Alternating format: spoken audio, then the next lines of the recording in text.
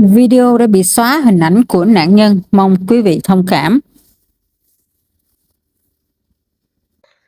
Chào mừng quý vị trở lại với kênh Julie Story. Cho Julie gửi lời chúc an lành đến tất cả quý vị. Ngày hôm nay chúng ta sẽ cùng đi đến một câu chuyện xảy ra tại nước Mỹ quý vị. Và một cái điều đáng nói đây là một cái vụ án rất là đau lòng vô cùng, bởi vì nạn nhân trong câu chuyện này chỉ là một đứa trẻ mới có 7 tuổi thưa quý vị. Và đứa trẻ này lại là bị chính người cha ruột của mình cùng với người mẹ kế ra tay hành hạ. Cũng giống như là một câu chuyện của Việt Nam mình trước đây mà đã từng làm dậy sóng cả nước Việt Nam và cũng như là thế giới. Đó là cái câu chuyện mà cô bé bị cha và mẹ kế hành hạ. Và câu chuyện như thế nào thì có lẽ chúng ta cùng khám phá với Julie. Kansas của nước Mỹ sẽ phải đền bù $1 triệu cho gia đình của nạn nhân là một bé trai 7 tuổi đã bị bạo hành cho đến mất mạng. Đây là một vụ án cũng gần giống như là một vụ án của Việt Nam mình trước đây, khi người cha và người mẹ kế đã bạo hành một bé gái 8 tuổi dẫn đến bé gái đó ra đi trong đau đớn. Thì bé trai ngày hôm nay cũng nằm trong trường hợp giống như vậy. Và cơ quan bảo vệ trẻ em của Kansas tại sao phải đền bù $1 triệu? Bởi vì họ đã nhận được rất là nhiều cảnh báo về cái sự nguy hiểm của bé trai này, cảnh báo về cái sự không an toàn của bé trai này trong chính căn nhà của đứa bé. Thế nhưng họ đã hờ hững như thế nào đó mà dẫn đến việc bé trai này bị bạo hành trong một thời gian rất dài, và cuối cùng thì bé cũng không còn mạng sống nữa. Và cái sự ra đi của bé nó còn khủng hơn nữa quý vị, rất là khủng khiếp. Cho đến khi mà biết rằng tiểu bang Kansas này phải đền bù $1 triệu cho gia đình của nạn nhân, thì một dân biểu ở phía Tây của Kansas đã nói như thế này: tôi tưởng rằng số tiền đền bù đó còn phải nhiều hơn như thế nữa. Một cuộc rà soát pháp lý đã kéo dài nhiều năm và hệ thống phúc lợi trẻ em đã được tiến hành sau cái chết của cậu bé. Và vào năm 2021 thì luật Adrian đã thành lập do Concanon, một dân biểu ở phía Tây Kansas, đứng đầu và yêu cầu các viên chức và nhân viên xã hội phải quan sát trực quan những trẻ em và bị cáo buộc là nạn nhân của lạm dụng hoặc bỏ bê hoặc bạo hành. Vậy thì chuyện gì đã xảy ra với Adrian cho đến khi mà em ra đi thì định luật Adrian được thiết lập để bảo vệ quyền trẻ em? Mời quý vị chúng ta cùng lắng nghe chi tiết. Những đứa trẻ được ra đời trong vòng tay yêu thương của gia đình thì chúng luôn luôn cảm thấy rằng gia đình là nơi an toàn nhất. Cha mẹ là người bảo vệ chúng và người cho chúng nương tựa và người cho chúng cảm giác an toàn. Thế nhưng em bé Adrian này lại ra đi đau đớn, sống những ngày cuối cùng trong cuộc đời rất là đau đớn, đau khổ trong sự bạo hành, trong sự tra tấn. Em bị chích điện, em bị bỏ đói và còn nhiều lắm quý vị. Và cuối cùng thì em ra đi, nhưng mà em ra đi như thế nào? Em ra đi trong chính căn nhà mà em cho là mái ấm. Em ra đi trong chính bàn tay của người mà em nghĩ rằng người đó sẽ bảo vệ em. Buồn ở đây là hàng xóm, họ đã nghe thấy những tiếng kêu cứu, những tiếng la hét đau đớn của em. Thầy cô giáo thì nhìn thấy những thương tích trên người của em. Những báo cáo đã được gửi đến các cơ quan bảo vệ trẻ em, nhưng không ai đến kịp, không ai cứu được em. Và cái chết của em đã trở thành những vụ án gây chấn động nước Mỹ, để lại một câu hỏi nhức nhối. Tại sao hệ thống bảo vệ trẻ em lại thất bại để một đứa trẻ vô tội phải trả giá bằng chính mạng sống của mình? Chúng ta cùng tìm hiểu về nạn nhân trong câu chuyện đứa bé Adrian.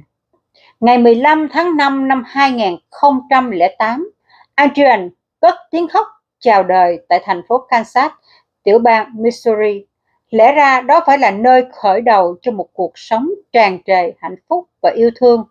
Nhưng ngay từ khi chưa kịp mở mắt nhìn thế giới, định mệnh đã sắp đặt cho em một con đường gập ghềnh.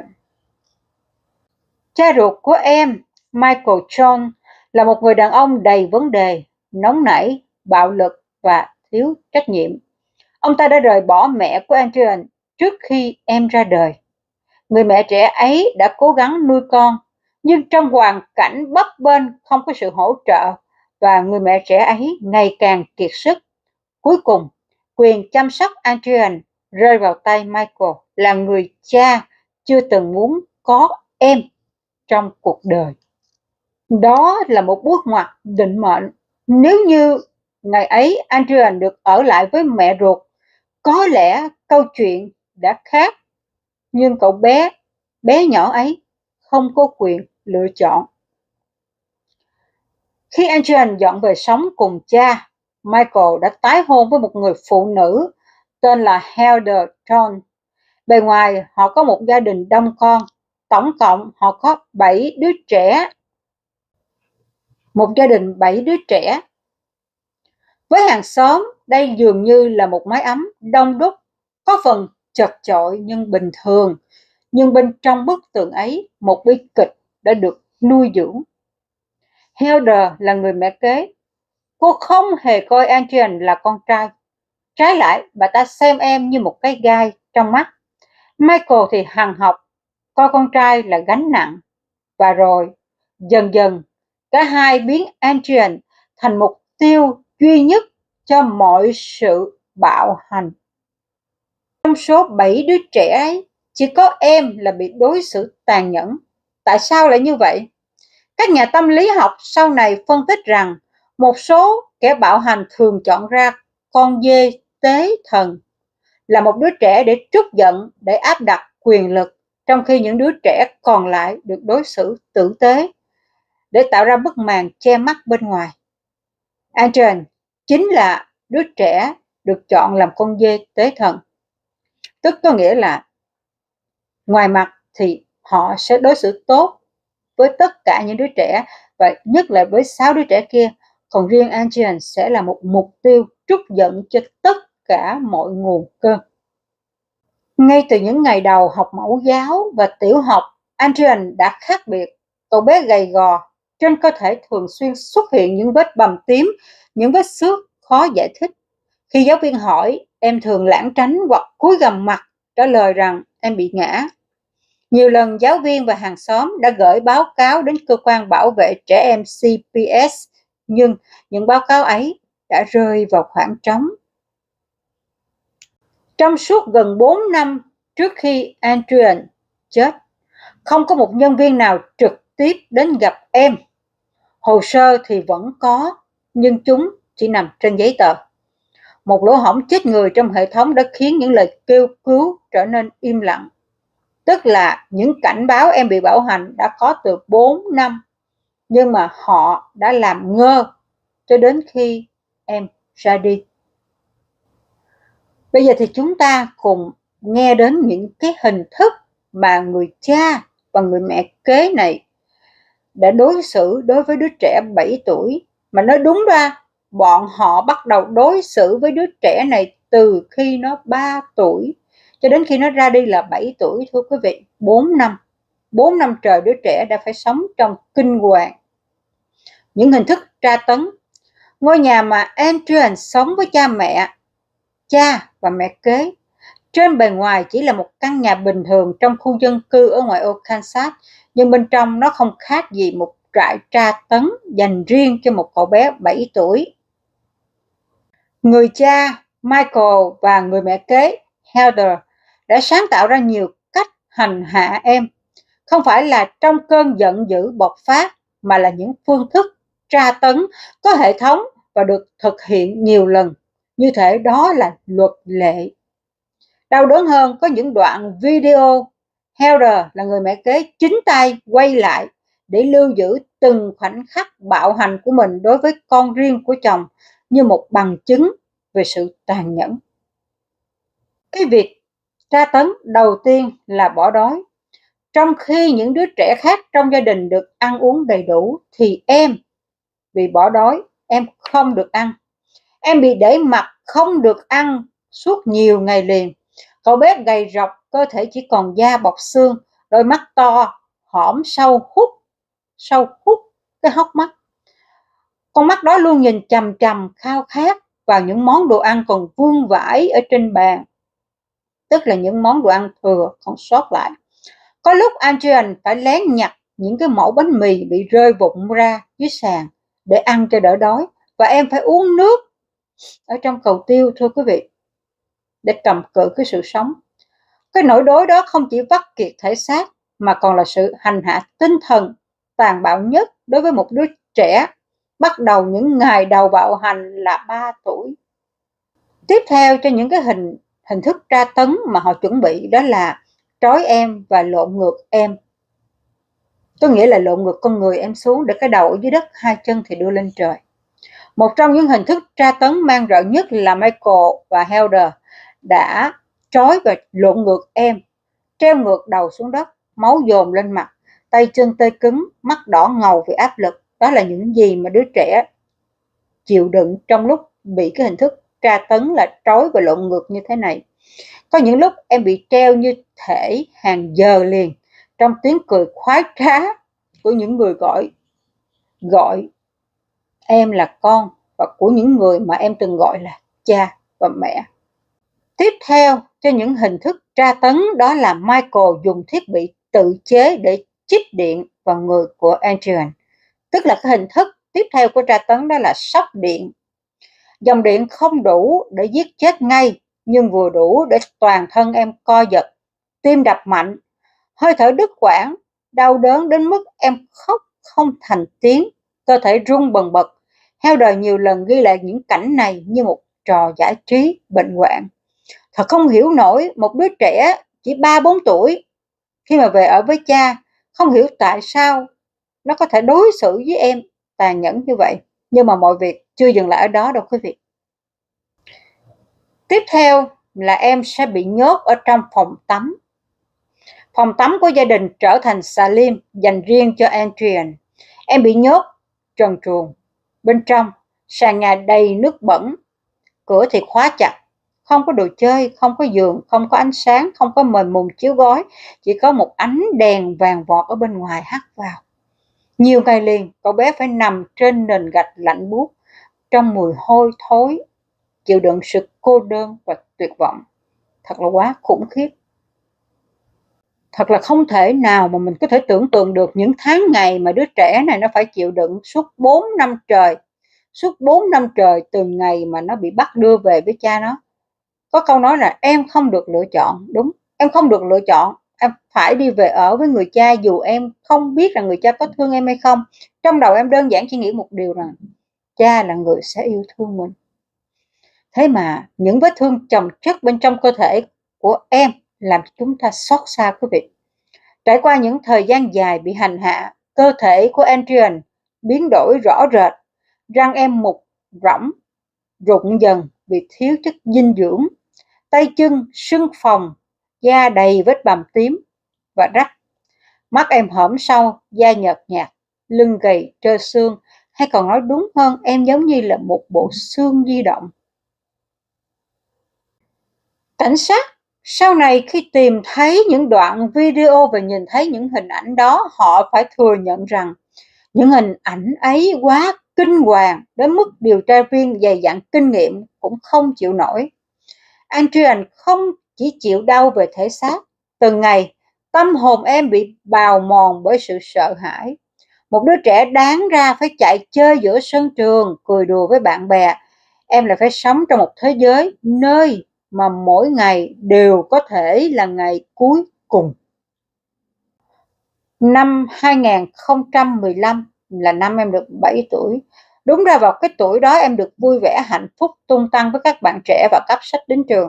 Nhưng mà với Adrian, những ngày đó lại là những ngày cuối đời trong chuỗi dài tra tấn, đến mức cơ thể nhỏ bé ấy không thể chịu đựng nổi nữa.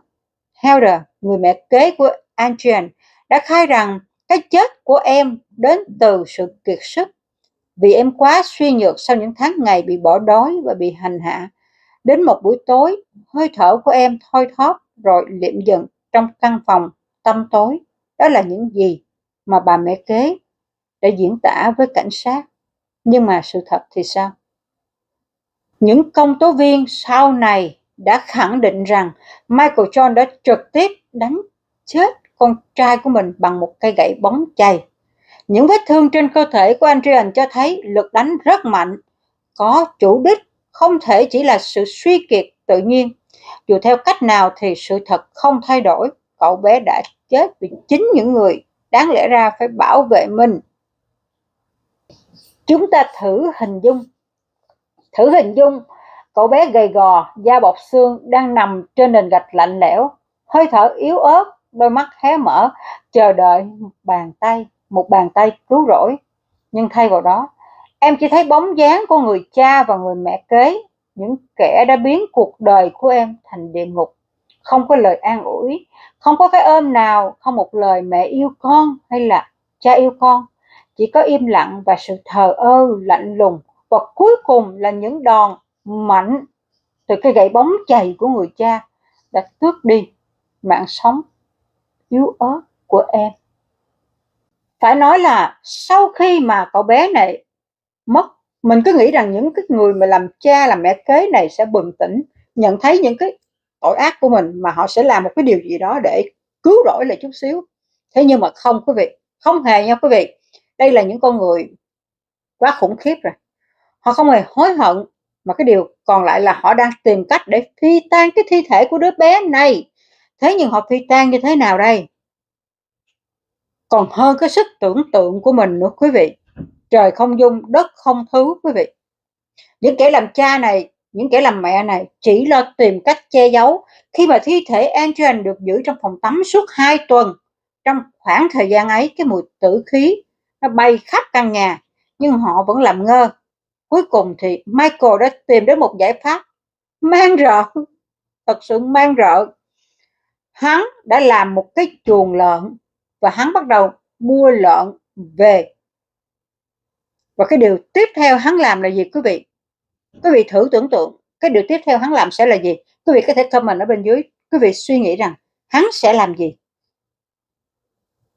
Khi mà hắn mua lợn về và xây cái chuồng lợn để làm gì? Để hắn ném cái thi thể con trai của hắn vô trong cái chuồng lợn để cho lợn ăn và phi tan cái thi thể của em. Thật là man rợ quý vị. Trong suốt 2 tháng, không ai ngoài gia đình của người cha này biết rằng em đã không còn nữa. Nhưng mà trường học thì không có ai đến thăm viếng, không ai biết gì cả, không ai đến tìm em khi em không đến trường.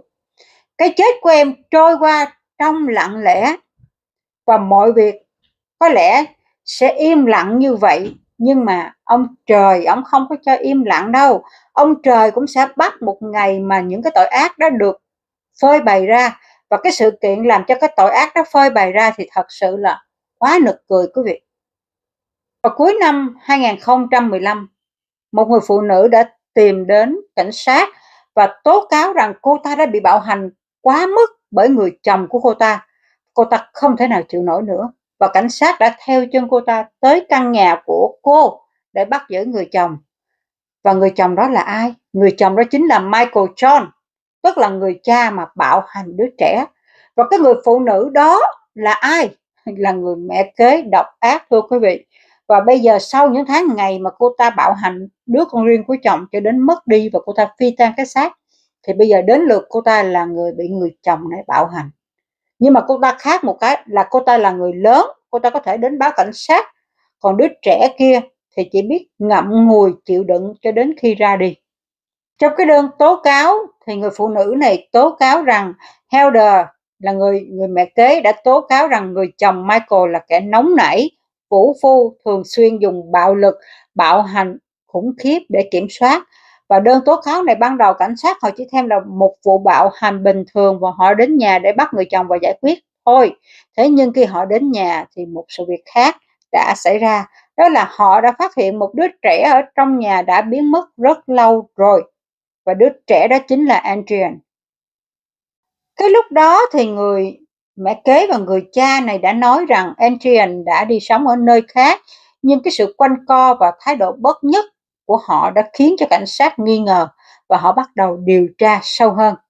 Trong quá trình khám xét thì cảnh sát phát hiện những thiết bị điện tử, trong đó có ổ cứng và điện thoại của Heather. Và khi mở máy chúng ra thì họ đã nhìn thấy những hình ảnh và đoạn video ám ảnh đến mức kinh hoàng. Trong đoạn video đó, cảnh sát cho cho chúng ta thấy Adrian bị trói vào bàn lộn ngược, toàn thân run rẩy. Em bị bỏ đói, em bị đứng trần truồng trong phòng tắm tối tăm. Có đoạn em bị sốc điện, cơ thể co giật, những vết thương, những giọt nước mắt, những tiếng rên rỉ cầu xin. Tất cả đã được ghi lại một cách tàn nhẫn.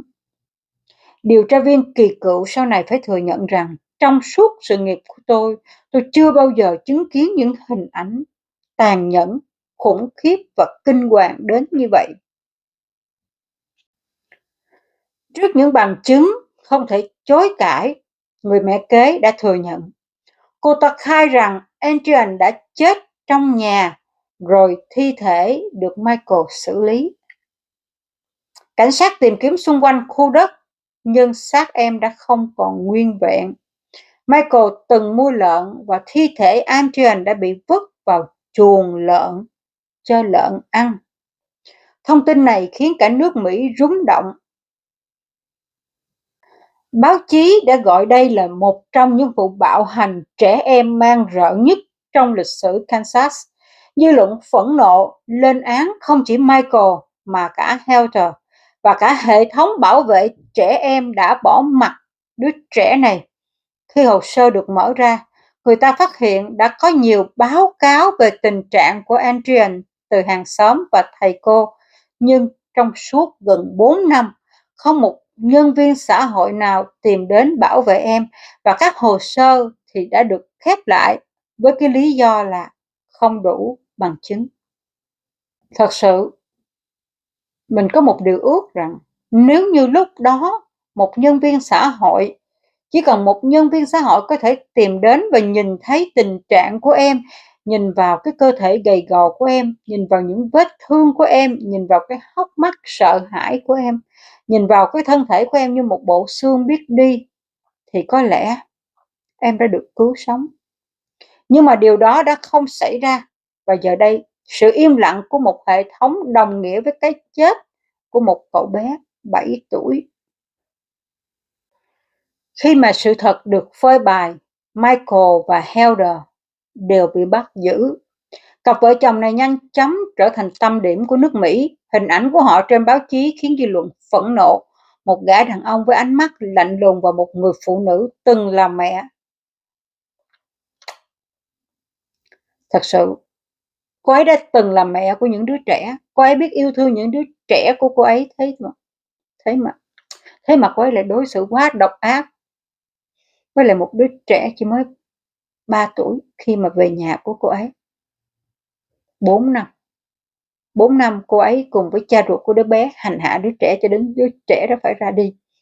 Thật sự không thể nào tưởng tượng. Cả hai con người này đều bị cáo buộc tội giết người cấp độ 1 cùng hàng loạt tội danh liên quan đến bạo hành trẻ em. Trước những bằng chứng không thể chối cãi, từ video, hình ảnh cho đến lời khai, chúng không còn đường thoát. Trong phòng xử án, gia đình của Adrian, những người thân bên ngoại và bà mẹ đã rơi nước mắt. Họ từng nhiều lần báo cáo về tình trạng bất thường của Adrian, nhưng không được ai giúp đỡ. Ở đây mình cũng có hơi là thắc mắc, nhưng mà không thấy báo chí nói nhiều về người mẹ. Không biết rằng người mẹ như thế nào, nhưng mà không thấy báo chí nói nhiều về người mẹ. Chỉ biết rằng sau khi em mất thì ra phiên tòa, có sự có mặt của gia đình bên ngoài và người mẹ mà thôi. Cuối cùng thì hai cái kẻ thủ ác này thì cũng phải đền tội rồi đó. Cái tội chung thân là chắc chắn rồi. Một người thì tội chung thân và một người thì 25 năm tù. Nhưng mà thật ra thì không có hình phạt nào xứng đáng để mà dành cho hai kẻ độc ác này. Còn về Adrian, em đã ra đi trong đau đớn, nhưng mà cuối cùng cũng từ cái chết của em mà đã có một định luật tốt hơn, bảo vệ trẻ em nhiều hơn ra đời. Đó chính là Adrian Law. Cái chết của Adrian không dừng lại sự phẫn nộ, nó đã tạo nên một làn sóng kêu gọi thay đổi. Các nhà lập pháp ở Kansas và Missouri bắt đầu tranh luận gay gắt về sự thất bại của cơ quan bảo vệ trẻ em. Năm 2021, định luật Adrian Law chính thức được thông qua. Luật quy định nhân viên bảo vệ trẻ em bắt buộc phải gặp trực tiếp và quan sát đứa trẻ khi có bất cứ báo cáo nào về bạo hành, và tăng cường đào tạo để nhận diện dấu hiệu ngược đãi trẻ em. Mọi hồ sơ phải được giám sát chặt chẽ, không để báo cáo bị khép lại trên giấy giống như trường hợp của Adrian. Vẫn là một lời cảnh tỉnh cho tất cả chúng ta rằng một khi mà hạnh phúc của chúng ta không còn thì những đứa trẻ đều là những đứa mà gánh chịu những cái sự không may nhiều nhất. Và nếu may mắn nó có thể gặp một người cha kế, một người mẹ kế yêu thương nó, hoặc bất hạnh thì nó gặp những trường hợp ngược đãi mà nặng nề hơn là có thể giống như bé Adrian này. Nên mong rằng những bậc làm cha làm mẹ của chúng ta khi quyết định một điều gì cần phải suy nghĩ chín chắn hơn và nghĩ đến con nhiều hơn. Ở đây không có nghĩa là khi chúng ta nghĩ đến con thì chúng ta phải chịu đựng cái sự bạo hành từ cái đối phương hay là như thế nào đó, mà chín chắn hơn có nghĩa là khi chúng ta chọn con đường tiếp để chúng ta đi thì chúng ta chín chắn hơn để chúng ta bảo vệ cái an toàn của con mình. Câu chuyện ngày hôm nay rất là buồn quý vị. Cảm ơn quý vị đã nghe câu chuyện này cho đến cái giây phút này. Cảm ơn quý vị cũng đã tin tưởng, đã lắng nghe những câu chuyện của Julie và cũng như là đã support cho kênh của Julie. Cảm ơn quý vị rất nhiều và hẹn gặp lại quý vị ở những video tiếp theo.